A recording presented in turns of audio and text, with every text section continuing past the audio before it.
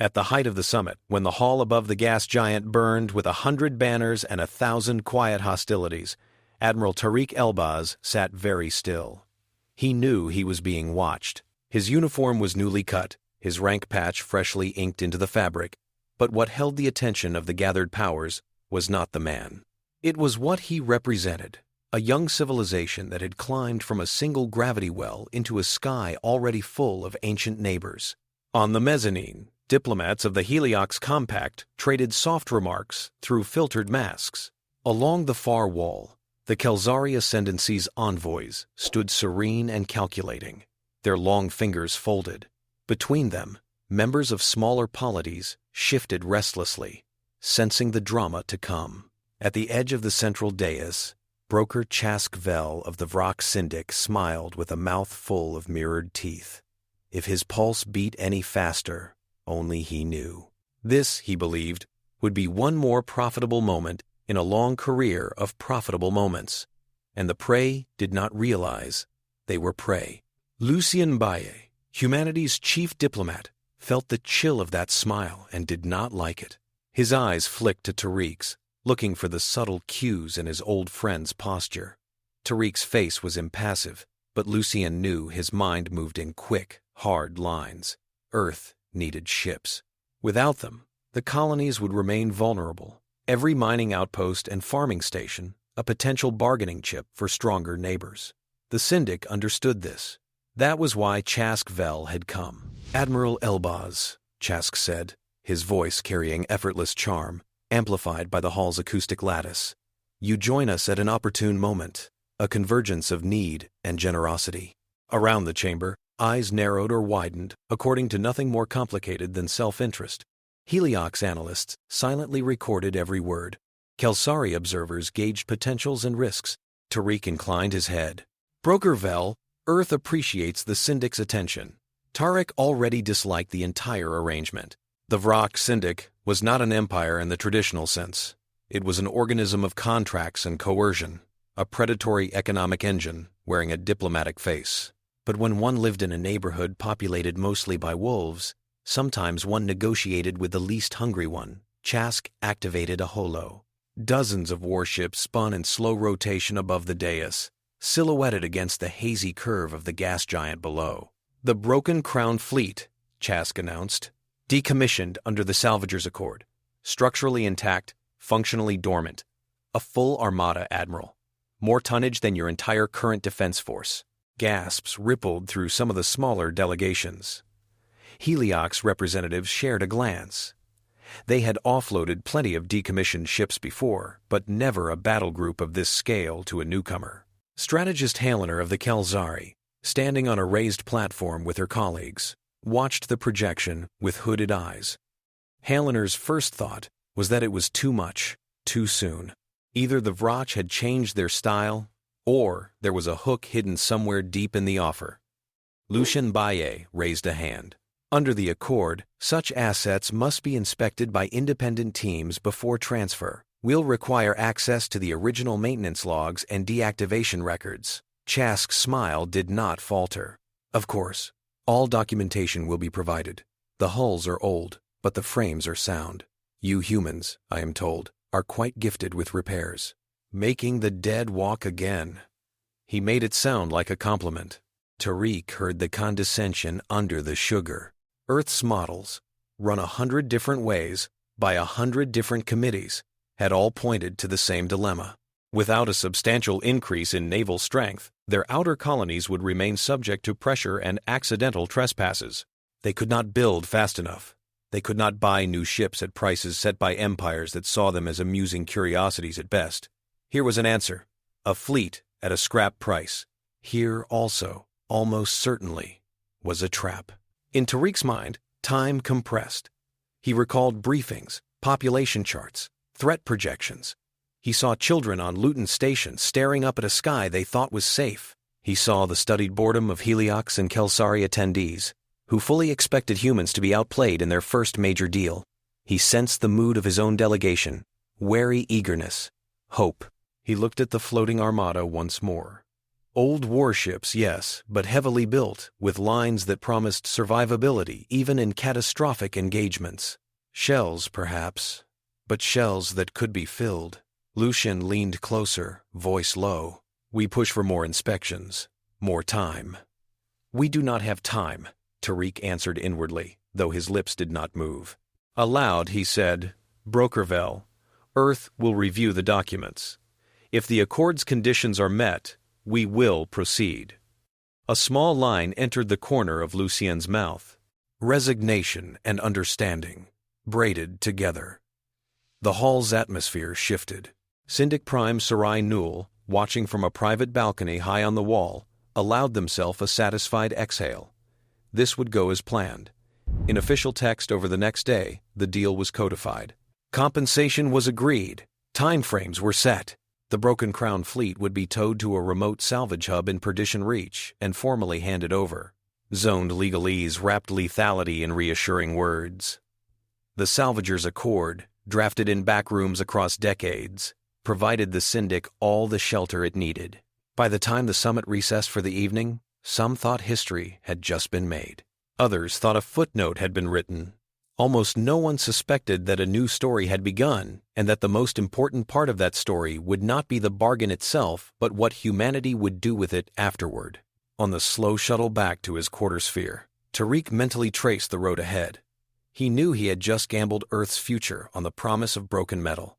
He also knew that if the Syndic had tried to cheat them, there would be a reckoning. He simply did not yet know what form that would take. Perdition Reach lived up to its name.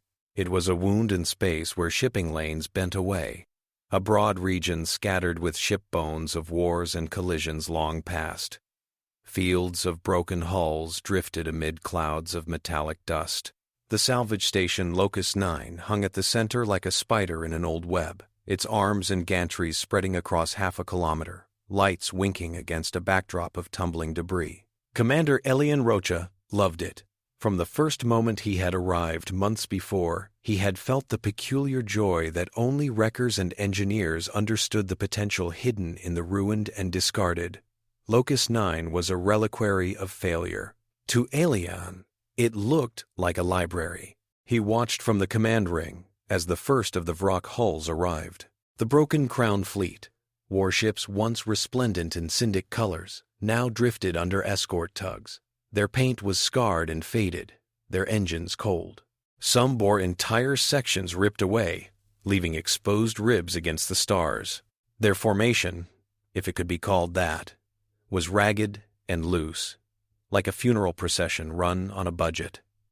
Mayadagoki stood beside Elian, one hand gripping the rail. Her mind moved through the arriving silhouettes, cataloging structural stresses, vent points, weapon mount patterns. To most, the ships looked like a junkyard. To her, they were puzzles. Those frames are overbuilt, she said quietly. You could ram one into an asteroid and still have a spine left. Elian smiled for a moment. Let's hope it doesn't come to that. On the deck below, technicians and dock controllers worked through checklists, aligning docking arms, spin brakes, field projectors. Margetta Alonso's voice came over the internal speaker system, laced with the accent of a life spent on half a dozen stations. Docking priority goes to the ones with most intact cores. I don't care which one looks prettiest. If it still has a heart, I want it in my arms first. Margetta was a civilian, in theory. In practice, Locus Nine did not move without her consent. She had invested the last 2 decades building up the yard, signing contracts with whoever could pay.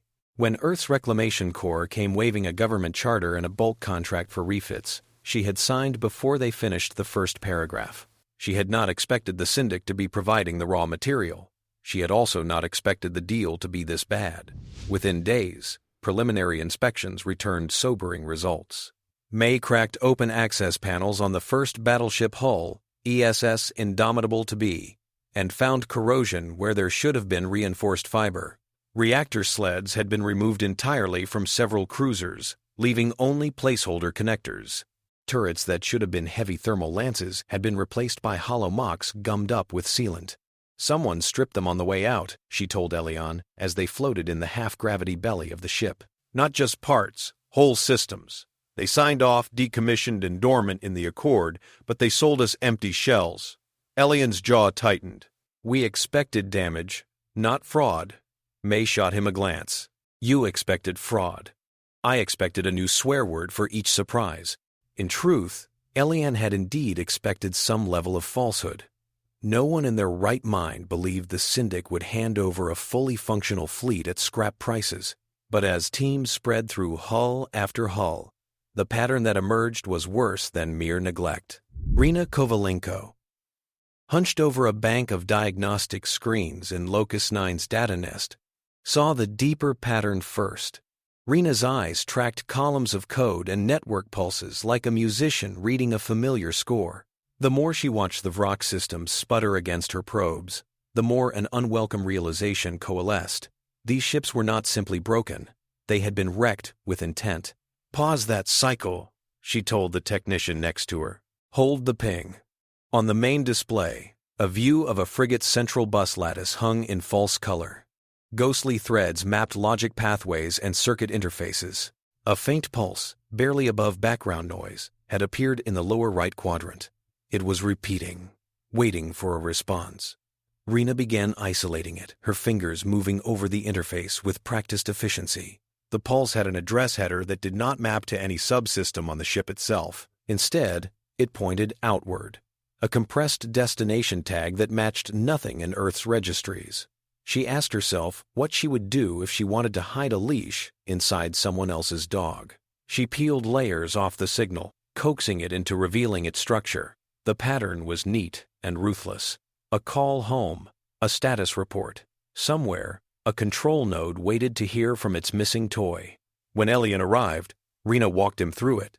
"The Ghost Lattice," she said, naming it on the spot. "Every ship has segments of this embedded in its control systems. On their own, they look like routine diagnostics. Put them together, and they're a hidden nervous system." Elian floated with his boots hooked in a mag rail, studying the projected mesh. "Control from outside the hull?" "More than that," Rina said. "This is a backdoor. If someone sends the right command along this lattice, they can override whatever the local crew is doing. Weapons, engines, life support, the whole thing." May, patched in from the Indomitable's engine bay, absorbed this in silence, then cursed in 3 languages. "They sold us a fleet with a leash still attached," she said. "If we brought these ships into service as is, the Syndic could park a signal ship in a back corner of space and shut us down at will. Or turn you against yourselves," Rina added. "The code paths are there. All they would need is juice." The realization, once it reached Tariq through encrypted reports, hit with the weight of inevitability. Of course the Syndic had not simply cheated them in the open market. They had gone further. They had built in a weapon that could be passed off as a technical fault if ever exposed. Lucien Baillet stood in his office on the Earth orbital, the stars outside his window, uncaring, and read the same report. He could almost hear the laughter from Syndic boardrooms. Public reaction followed swiftly once word leaked. On local networks and public channels, commentators seized on the story. Earth had overreached, they said. Earth had been stupid. One more upstart species believing it could run with the old predators and being reminded of its place. Heliox analysts debated the meaning behind closed filters. The Kelsari strategist Halener read the news and felt her own suspicions harden. The Vraach Syndic issued a cool legalistic statement pointing to the Salvagers' Accord. All sales final. No warranty, explicit or implied. By the letter of the treaty, Lucien told Tariq in a private call, they are covered. We can howl and protest, but the Accord was written to protect sellers, not buyers. What about the back door? Tariq asked. The Ghost Lattice? The intent to maintain control? Lucien exhaled. If we can prove it, they'll say it's a diagnostic system we didn't understand.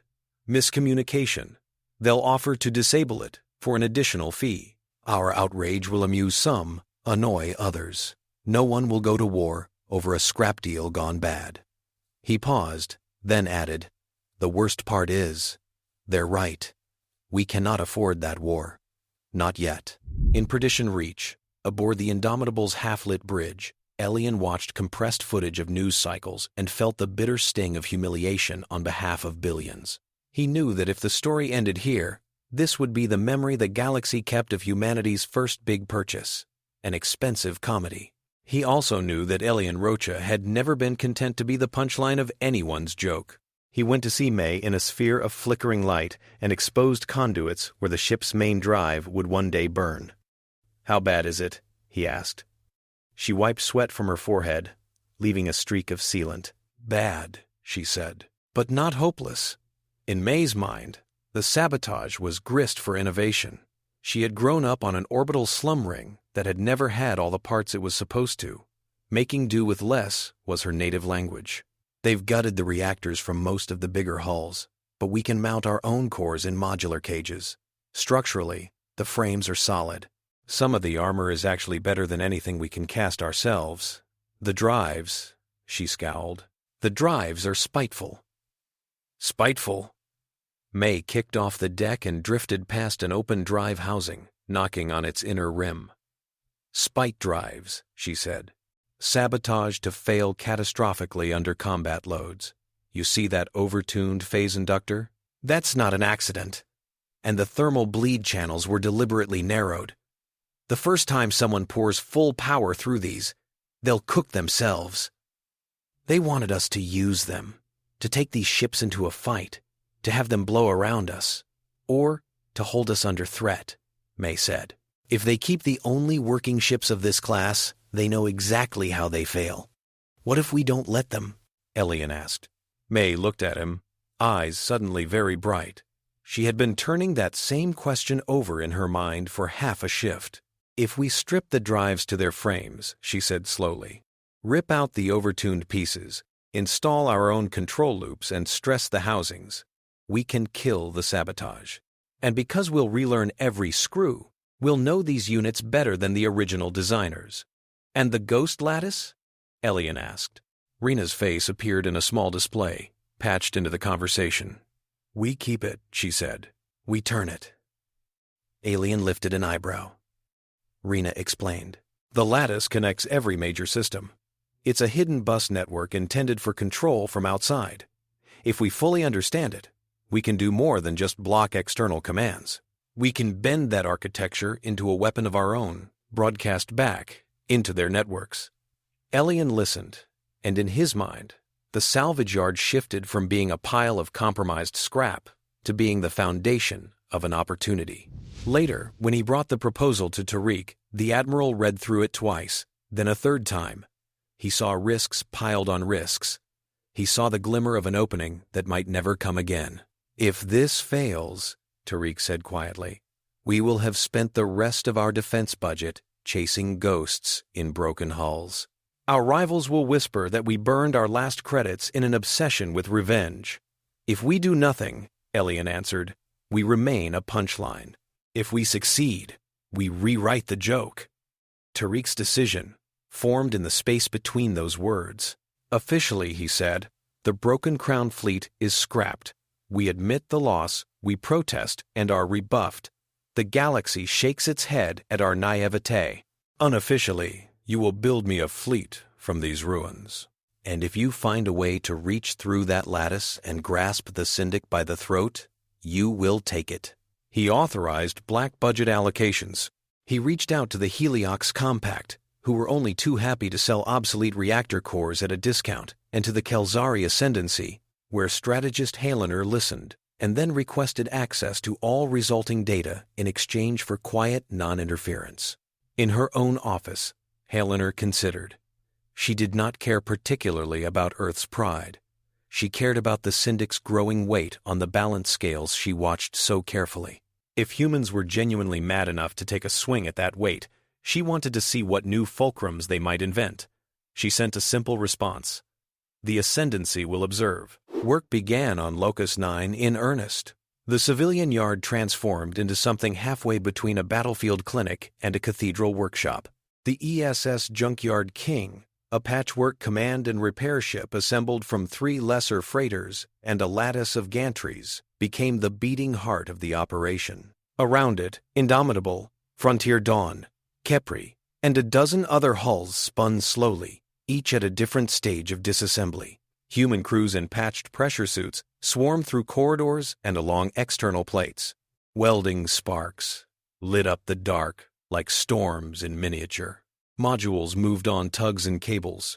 Heliox reactors carefully shielded improvised armor slabs cut from asteroid rock. Coils and conduits stripped from retired mining platforms. May's team attacked the spite drives with ruthless curiosity. They broke them down into their component parts, mapped the sabotage, then built them back up with substituted materials and human-flavored redundancies. "Stress test at 110%, she ordered in the first major trial of the Indomitable's rebuilt drive.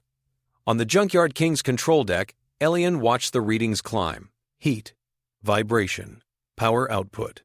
In the old configuration, the entire assembly would have begun to howl and tear itself apart at this threshold. The graphs flickered, wavered, then steadied. The drive held. May grinned savagely as the vibration settled. "We took their trap," she said, "and turned it into our engine." Rina, in her data nest, dug deeper into the Ghost Lattice. She built simulation environments that mimicked Vraach command nodes. She injected snippets of their own control signals, culled from the Mimir array, an inconspicuous archive module that turned out to contain a complete log of the Syndic's battlegroup commands for a decade. By replaying and twisting those commands, she learned the language of the Lattice. "It's like learning to speak through someone else's vocal cords," she murmured to herself, one long shift. "But once you figure out which muscles do what, you can say anything." She and her small team inserted human-designed knots into each ship's lattice segments. These subroutines intercepted incoming signals, analyzed them, and either passed them on, redirected them, or inverted them according to rules Rina wrote and rewrote in endless iterations. The first time a test pulse from a hidden Vraach beacon arrived, it hit one of these knots and died without echo. "That was their handshake," Rina told Elian. "They're knocking to see if their old toys are listening. Next time, we'll knock back." The next time came sooner than anyone had expected, during a test jump with Frontier Dawn, as the modified ship slipped a small distance through folded space and re-emerged with all systems nominal. An unanticipated subroutine woke up inside its core. Buried deep in the navigation processor, a dormant trigger recognized the jump profile and lit up like a flare. It tried to bridge through the Ghost Lattice, sprinting along the newly mapped pathways, seeking a way off the ship to some distant coordinator. On her consoles, Rina saw it as a spike shimmering across previously idle spectrum. For a second, the pulse began to escape into the black. Her hand slammed down on a manual cut. Power to that section of the lattice died mid-scream. The pulse collapsed, severed. "Talk to me," Elian said over the link. Rina's cheeks flushed with the fear that followed delayed adrenaline. "We nearly told them everything," she said. "They hit a dormant recall routine keyed to a successful jump. First time we took one of these things for a real ride, it would have phoned home." May's stomach knotted when she heard. Her drives, her modified cages, had nearly become the fuse for their own destruction. But beneath the shutter ran a new, sharp thread of determination. No half measures would do. Sabotage wasn't sprinkled on the surface, it was baked into the bones. "We ripped the cores," she said in the next planning session. "All of them. Every original Vraach neural crystal. We harvest what we can into isolated arrays and build our own hybrids on top. Pulling a neural crystal from a warship was akin to removing the spine from a living animal without killing it. It required precision, calm, and a tolerance for close calls. Jonah Vidmar's Marine teams volunteered. Where engineers cut and soldered, Marines broke and secured. They moved through unpowered corridors with flash lamps strobing off bulkheads, pried open sealed compartments, and encountered defense systems that had gone shaky with age and neglect, yet still possessed teeth. On one cruiser, a half-functional internal defense drone, long starved of maintenance, roared awake as Jonah's people cut into the ceiling above its closet.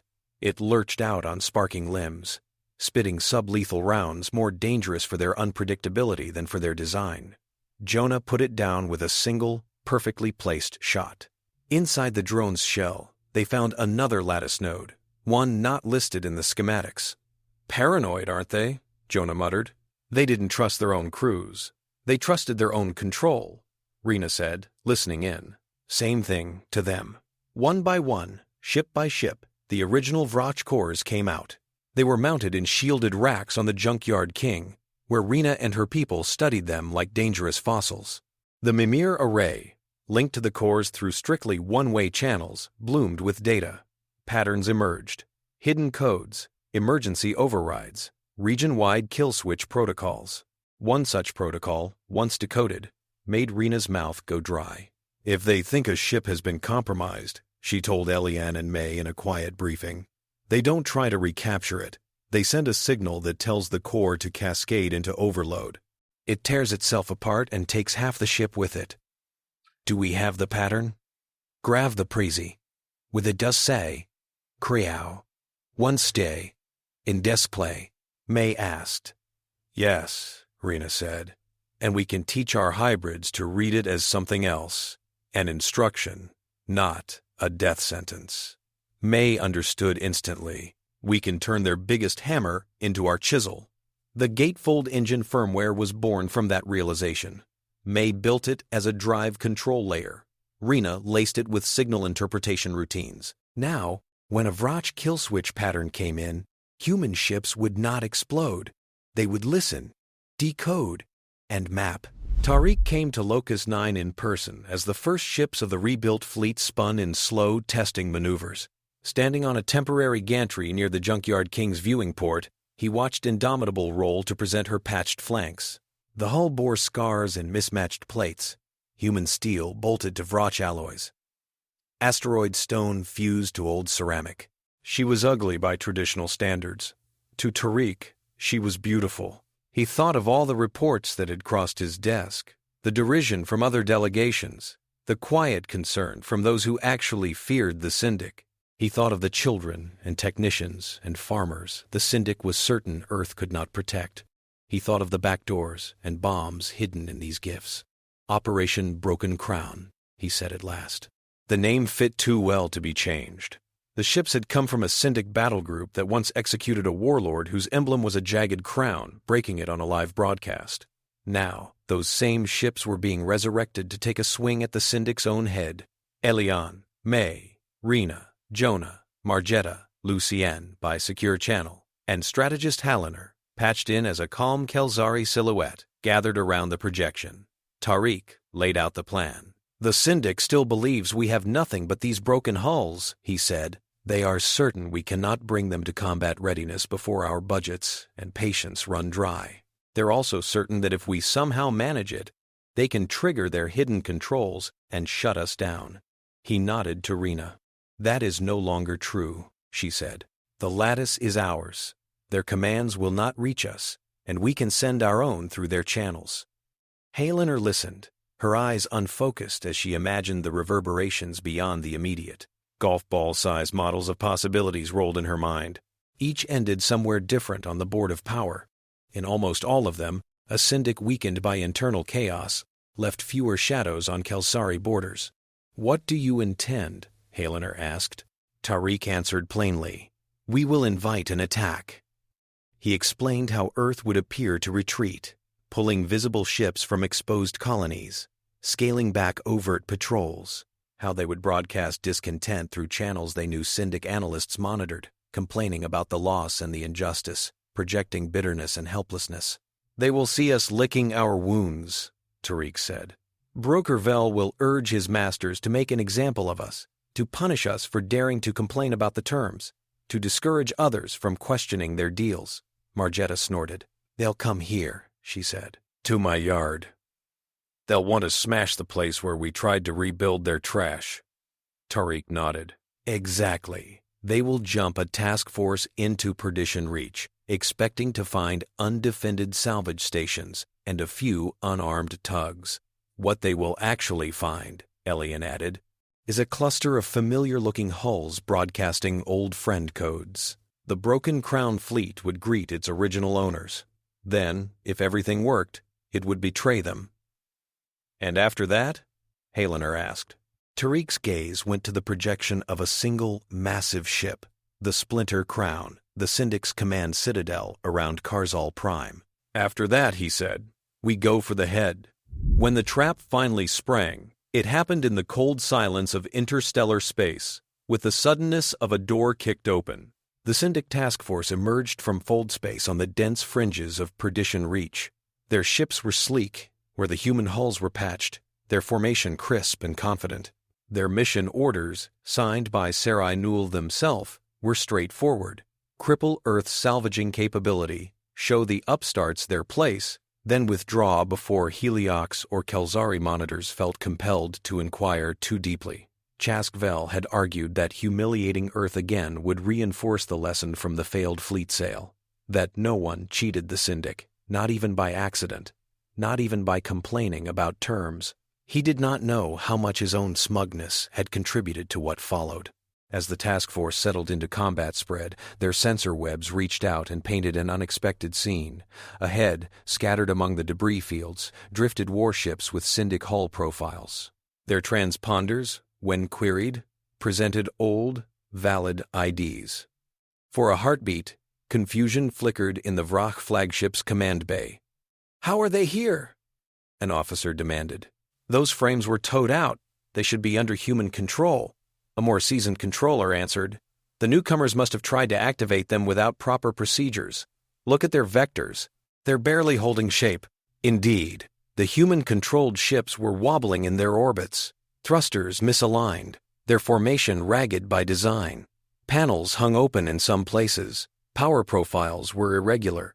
To Vraach eyes, they looked like botched refurbishments.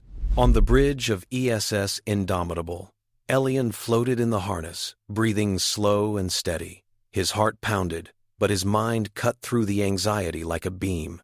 "We are broadcasting the old IDs," Rina confirmed from her console. To them, we look like stray dogs coming home.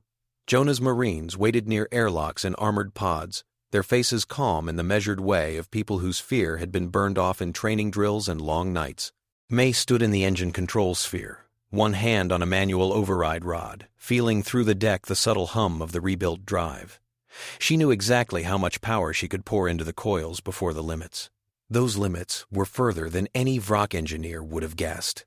Tariq watched from the Junkyard King's augmented bridge, where every ship's status and vector glowed in overlapping layers before him. Behind him, technicians in harnesses murmured into headsets, swapping data with Locus Nine's control ring and with a Kelzari relay that Halliner had accidentally left pointed in the right direction. In the Vraach flagship, suspicion was quickly overridden by arrogance. "They must think we will welcome them back," the commander scoffed. "Their mistake." He ordered weapon systems powered and drives oriented for intercept. The human ships drifted, apparently disorganized, until a prearranged countdown hit 0. Rina's fingers danced over her board. "Now," she whispered, and squeezed the metaphorical trigger. The Ghost Lattice woke fully for the first time under human control. In an instant, signals shot along invisible routes, weaving through modified cores and hijacked interfaces. The human hulls, wearing Syndic signatures like stolen uniforms, shouted commands into the shared network. To the Vraach systems, the words sounded as if they came from higher authority nodes. Diagnostic halt, safety check, freeze weapons, idle drives. Across the Syndic task force, consoles lit with warnings. Autocannons stuttered. Main guns halted in mid-charge. Thrusters flickered. Crews cursed and slammed fists on controls that suddenly refused to obey. "What is this?" the flagship commander snarled. "Override the diagnostic. Force it through." Technicians tried. Their overrides sank like stones into a sea of counterfeit commands. Somewhere inside their own systems, their Ghost Lattice connections had turned against them. On the human ships, weapons pivoted into alignment. Drives burned, clean, and bright. "Engage," Tariq said. The first salvo from the Broken Crown fleet cut through the nearest Syndic cruisers before they completely grasped they were under attack. Patches of their armor evaporated under concentrated fire, internal explosions pushing gouts of gas and molten fragments into space.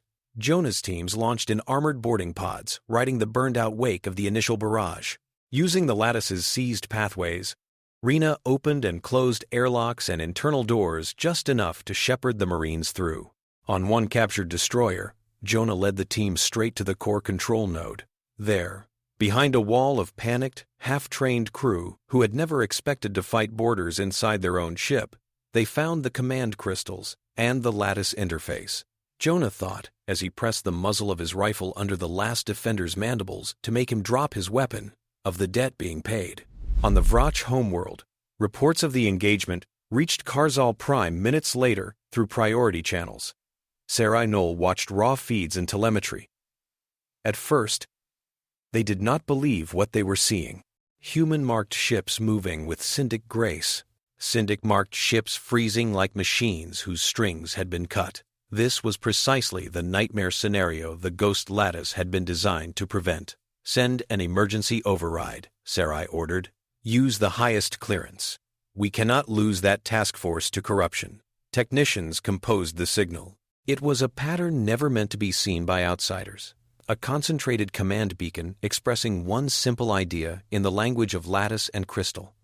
Die rather than be captured. The signal uncoiled itself through fold space, fanning out to every Ghost Lattice segment in range. In the past, such a pulse would have triggered cascading meltdowns in any core that had been tampered with. Ships would have blossomed into clouds of wreckage rather than serve another master. Now, the pulse struck hybrid cores and carefully placed routines that listened and translated. On the Indomitable, warning runes flashed for a split second as the signal hammered against shields, then were recoded. That's it, Rina breathed. That's the kill switch. To the Gatefold Engine firmware, the pulse was not an execution. It was a data stream. The routines caught it, unraveled it, and fed it into Mimir's storage space. The result was a treasure map. Entire segments of the Syndic's command web, normally hidden within encrypted layers of protocol, became visible in outline. Fleet groupings, relay positions, key nodes, control hierarchies. Rina's eyes flickered as she watched the pattern assemble. A whisper of awe threaded through her concentration. They just gave us the layout of their navy, she said. Around Perdition Reach, the immediate effect of the pulse on Vraach ships was chaos. Some cores tried to obey and locked up halfway, frozen between incompatible orders. Others crashed and rebooted into safe modes that treated all external commands with suspicion, including those from their own crews. Tariq saw the windows of opportunity flutter open. Phase 2, he ordered. We are done playing. He directed captured hulls to join the formation. Boarding parties, having secured key nodes, transmitted fresh control codes that bent those ships' lattices to human will. Some captains, realizing their vessels had been turned into puppets, chose to overload their own drives. Others, more pragmatic or more afraid of death, stood down and let themselves be locked out. Within hours, the Syndic task force had been effectively neutralized. Some ships lay in tumbling ruin. Others floated under new management.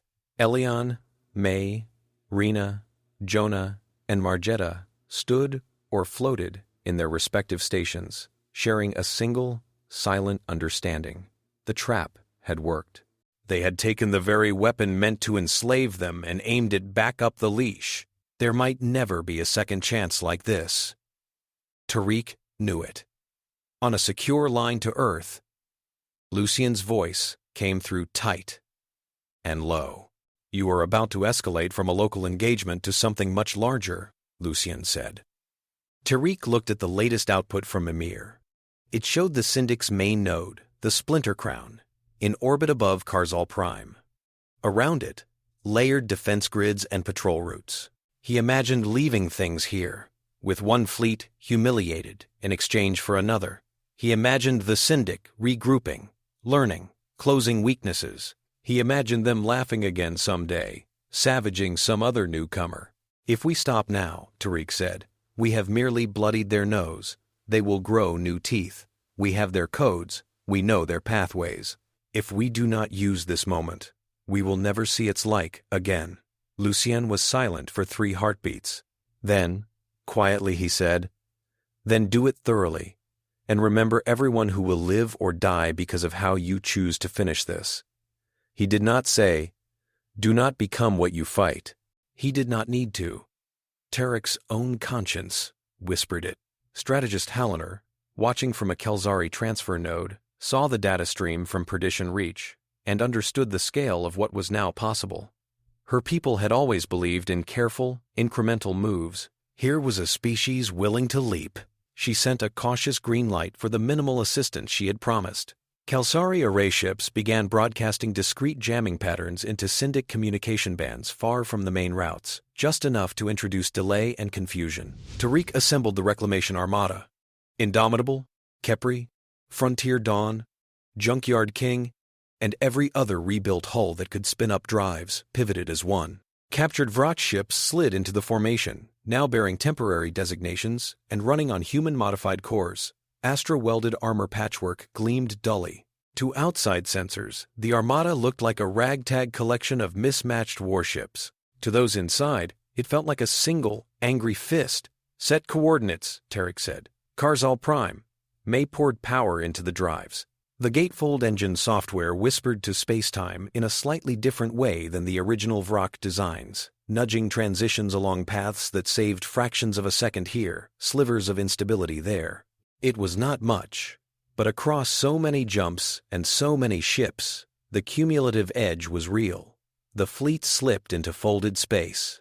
When they dropped out above Karzal Prime, the sky around the Splinter Crown bloomed with quick threat assessments. Syndic picket ships swiveled in surprise.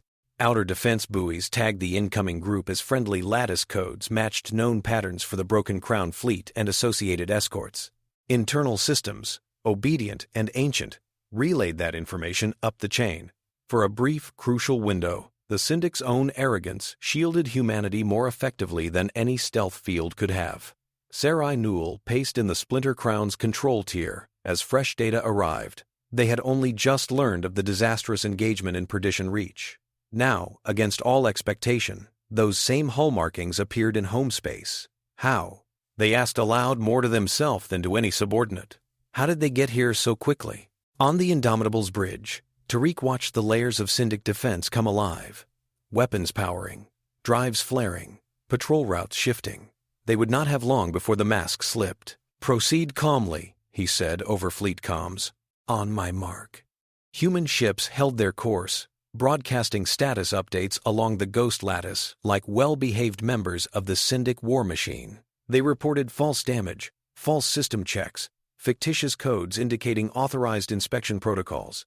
Inside some Syndic ships, lower-ranked officers felt unease stir. Something about the patterns felt wrong, but their instruments showed green. Their overlords' designs had worked so well, for so long, that they had forgotten how to doubt their own foundation. When the Splinter Crown's main weapons finally locked fully onto the leading human hulls, Tariq gave the signal. The Reclamation Armada's lattice routines stopped pretending to be servants. They reached outward through every shared channel, flooding the network with a blizzard of counterfeit commands. Weapon safeties on defense platforms engaged mid-track. Drive regulators on interceptors spiked to diagnostic lock. Authorization tokens on cross-ship targeting links flipped to invalid. Karzal Prime's orbital space shuddered. The Splinter Crown, designed as the unquestioned conductor of this symphony of violence, suddenly found that half its instruments had begun playing someone else's tune. Rina's face was a study in focused tension as she rode the wave of feedback. Her modified systems were handling more conflicting orders and responses than they had ever been designed to endure. "Route that through Mimir," she snapped at one point as a burst of corrupted data slammed into her interface. "Don't let it loop back." On the hull, Khepri unleashed her boarding pods toward the Splinter Crown. Jonah and his Marines rode those pods in, feeling the lurch as external fields buffeted them. The pods slammed into pre-targeted sections and cut their way through, discharging teams into the bowels of the Syndic's command citadel. The Splinter Crown had not expected to be boarded from this vector.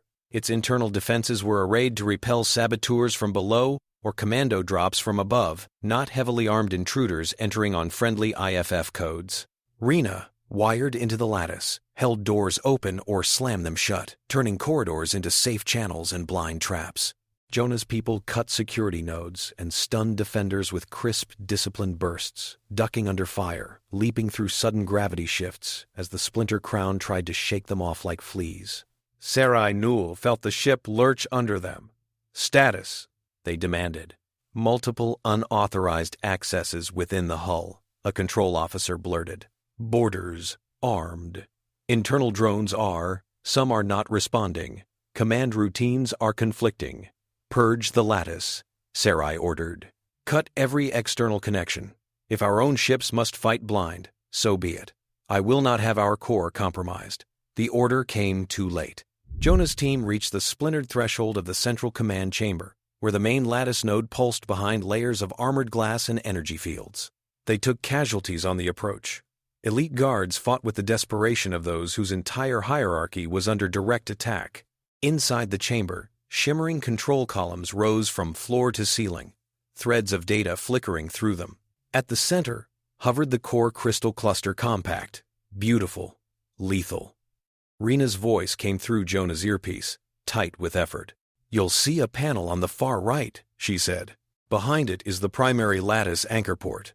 Get Mimir in. Do not break the connection once it starts. Jonah saw it, a narrow slice of metallic wall between two humming pylons. He signaled two of his team to lay down covering fire, and another to lay a shaped charge on the panel. The explosion cracked the casing. Inside, a dense tangle of conduits sparkled with restrained energy. From his pack, Jonah pulled the portable Mimir interface. It was a box not much larger than his helmet, studded with connectors and emitters. He pressed it against the exposed node and clicked it into place. For a fraction of a second, nothing happened. Then the world shrank to the scream of data. On the Splinter Crown's main node, the Ghost Lattice met its own reflection. The Mimir array, swollen now with captured codes, override structures, and top-level commands, presented itself to the network as the ultimate authority it had been taught to mimic. It spoke in Sarai Nul's house-key patterns, but with clearer force and without the drift of panicked hands on controls. To ships across the Syndic-armed web, the difference was academic. They were built to obey the highest signal. Stand down, the new stream said. Disarm, lock out all local command. Safety priority, 1,000 cores, 10,000 nodes, listened. On distant front lines, where Syndic fleets had been bullying minor neighbors, weapons lowered in eerie synchronization. Drives cycled into standby. Tactical links froze. Commanders barked orders that fell onto deaf code. In orbit above Karzal Prime, some crews tried to physically yank connectors and smash consoles, but it was like tearing out their own nervous systems mid-breath. Sarai Nul stared at cascading status loss on their personal display and realized, with numbing clarity, that control had been stolen not through brute force, but through their own hubris. Broker Chask, watching distant updates from a secure station, felt a cold claw run down his spine. His career had been built on the assumption that everyone else would always be 3 steps dumber than he was. This was the moment that assumption cracked and fell away. Inside the Splinter Crown's command chamber, Jonah held his position as fields sparked and dimmed. Syndic guards faltered, their weapons suddenly going dead in their hands as power rerouted. The hum of the core changed pitch, a low moan that seemed to echo an empire's fear. Back on the Indomitable, Tariq absorbed the incoming flood of confirmation pings. One by one, ships that had been enemies a day before reported themselves as armed but neutered, waiting for orders. His people looked to him. In Locus Nine's control ring, on the Junkyard King, in hidden helms, in Kelzery observation rooms, eyes turned toward the figure standing in Indomitable's command sphere. He could, with a word, order the drives of 100 warships to overload. He could scatter their fragments across the stars, erasing a great predator entirely. He also knew what that choice would look like to everyone else. He saw in his mind the hollowed-out hulls of Syndic ships drifting through ruined orbits. Civilian crews and conscripted auxiliaries, all dead because one man chose the expedient path. He saw the Heliox compact tightening trade in fear of human excess, the Kelsari withdrawing their tentative respect. He thought of the principle that had driven him since the moment he refused to retire to advisory councils, and instead took on the admiralcy of a fledgling space navy. Power was not for revenge. Power was for protection. Lucien's earlier words echoed. Open a broadband channel, Tariq said. On Karzal Prime, Sarai felt the compulsion built into high-priority communications to display the incoming message. They could have ordered it cut, But that would have meant severing their last steady stream of data from the wider web. The face of a human admiral appeared above the central console, projected into the control tier. "My name is Tariq Elbaz," he said. His voice was calm, but behind it lay the steel of controlled anger. "You cheated us." He let that sentence sit in the air, simple as a hammer. "You sold us ships wired to explode under our feet. You built your trades on traps. You thought we would never see them. You thought we would take our loss and crawl away, or die quietly at your command. We chose otherwise." Around the galaxy, in ships and stations bound to the Syndic's network, screens and walls and holos relayed his words. Vraach captains whose consoles had just gone dead stared at the human's image, listening because there was nothing else to do. "You are fighters," Tariq continued. "We do not deny that. You built a formidable machine. But you built it on the assumption that only you could ever pull its levers. You were wrong." He gestured slightly, and Rina pushed a pre-composed command into the lattice. Across the captured navy, weapons detached from targeting locks, shells ejected, reactors shifted to low-level maintenance states. It was a simple demonstration of control, carried out on a scale that no one present had ever witnessed. "Your ships now stand disarmed," Tariq said. "We could burn them. We could turn them on your worlds. We will not. Not if you choose another path." He knew he was not just speaking to Sarai Nul. He was speaking to every Syndic officer, every crew member, every polities observer. "You will stand down," he said. "You will release the worlds you hold in debt by force. You will submit your contracts to review by a council that includes those you have exploited. Your captains may choose to surrender their vessels for refit under new flags, or to retire them entirely." He leaned closer to the pickup, eyes hard. "Understand this. The leash you tried to fasten around our necks is now in our hands. If you ever again attempt to bind another people through such tricks, if you ever again attempt to turn a gift into a weapon against them, we will tighten it." He cut the transmission. The silence afterward on Karzal Prime's control tier was heavier than any explosion. Sarai Nul looked around at their officers, whose faces displayed not loyalty or defiance now, but calculation and, in many, deep shame. Their eyes had moved beyond Sarai's authority to the real question hanging in the air. What now? Across the wide Syndic spheres, reactions fractured. Some commanders, lifelong servants of the trade machine, tried to rally their crews to resist. It was a hollow effort. Their ships would not respond to them. Others, sickened by the realization of how expendable they had been in their own master's contingency plans, shut off their uniform's insignia and waited for instructions from elsewhere. At the fringes, world after world that had been held under ruinous contracts saw the sudden freeze in the weaponry that enforced those contracts, and knew, with the animal certainty of oppressed peoples, that a window had opened. Strategist Halener watched from her observation room, absorbing not only the tactical but the symbolic dimensions of the event. An upstart species, in its first major outing beyond its cradle, had turned an ancient predator's own tools against it, and then, crucially, had stopped short of raw annihilation. Instead, they had offered terms and made a case in moral and practical language. Halener smiled a small, private expression. The board had changed. New lines of influence were already being drawn in her mind. On Locus 9, amid the slow unwinding of battle tension, Margetta Alonso flipped through incoming comms and laughed out loud. "You see this?" she shouted to no one in particular. "Half the small yards in 3 sectors want to talk contracts. They've never seen anyone pull a stunt like this." In the Splinter Crown's central chamber, Jonas slowly disconnected Mimir from the primary node. The hum of the core faded from painful to background. The room smelled of overheated circuitry and fear. He looked at the battered faces of his squad, at the defeated guards leaning against scorched walls, and knew that the real work from here on would be done by others negotiators, administrators, citizens. He was fine with that. His work had always been to clear the way. May walked the Indomitable's engine bay after the main fighting was done, boots clanging softly on the deck. She ran her hand along a drive casing, feeling the residual warmth. In her mind, she addressed the unseen Vraach engineers, who had once designed this machinery to obey only them. You thought you knew everything this metal could be, she thought. You were wrong. We found more in it. We found more in ourselves. Rina, exhausted, slumped back in her harness as the flood of network noise subsided to a manageable hum.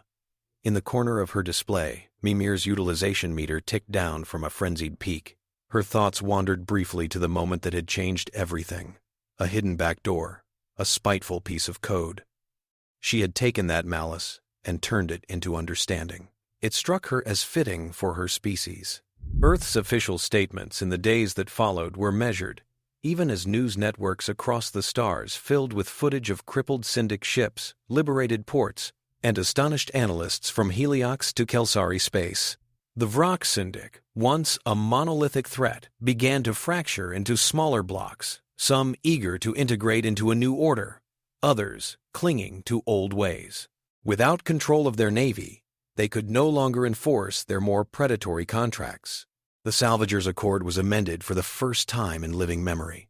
Language once designed solely to protect sellers now contained clauses about hidden control systems, hostile sabotage, and shared inspection rights. Heliox jurists and Kelsari strategists worked alongside human legal minds, all aware that the rules had to change or the next spiral of escalation would be worse. For humanity, the change was felt most sharply, not in laws or headlines, but in how other species looked at them. No longer as simple marks, no longer as harmless curiosities. In the narrow corridors of stations and yards, in conference halls and on surveillance screens, a new understanding took hold. Humans turned weakness into leverage.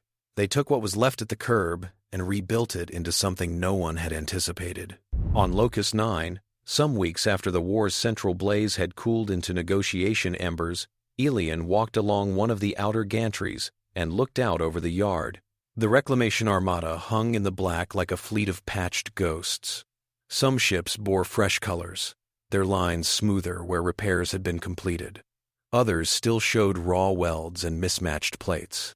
Beside him, Margetta lit a small chemstick and inhaled thoughtfully.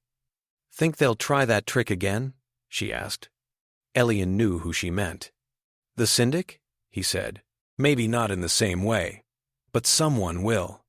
Somewhere, some future power will think it's clever to sell poison in a pretty bottle."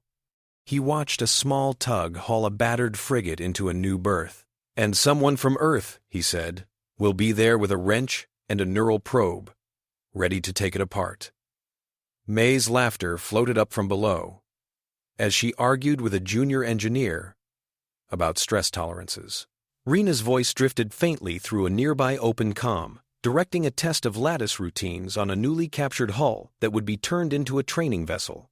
Jonah passed by on a lower deck, carrying his helmet, listening but not intruding, already half in his next deployment. Admiral Tariq Elbaz, far away in a council chamber still being remodeled to handle the sudden increase in diplomatic traffic, briefed a room full of representatives who no longer underestimated him. At the edge of his awareness, he held always the memory of standing on a patched bridge, holding the reins of an enemy fleet, and choosing to wield that power with restraint.